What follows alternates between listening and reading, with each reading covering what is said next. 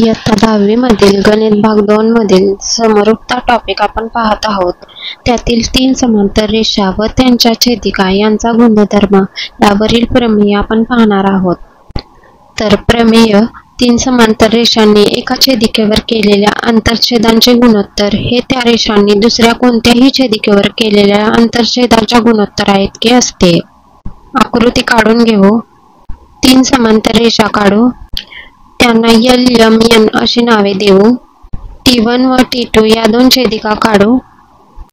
T1 या छेदिकेवरील आंतरछेद AB व BC आहेत. T2 या छेदिकेवरील आंतरछेद PQ व QR आहेत. तर पक्ष बघा. रेषा L पॅरलल रेषा M पॅरलल रेषा N. T1 व T2 या त्यांच्या छेदिका आहेत.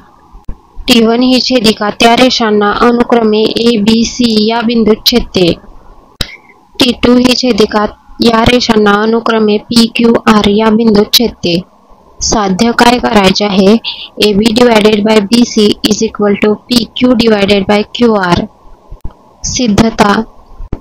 रेख PC काढला. हा रेषाखंड रेषा M ला D बिंदूत छेदतो.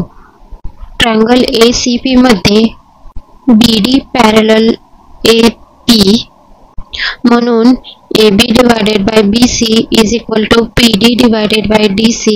इक्वेशन नंबर 1 प्रमाणाचे मूलभूत प्रमेय हे आपण मागील व्हिडिओमध्ये पाहिलेले आहे.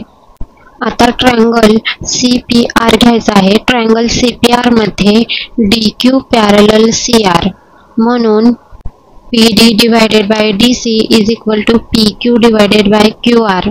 इक्वेशन नंबर 2 प्रमाणाचे मूलभूत प्रमेय म्हणून AB divided by BC is equal to PD divided by DC is equal to PQ divided by QR. Equation 1 आणि 2 वरून म्हणून AB divided by BC is equal to PQ divided by QR. हे झाले साध्य. Thanks for watching.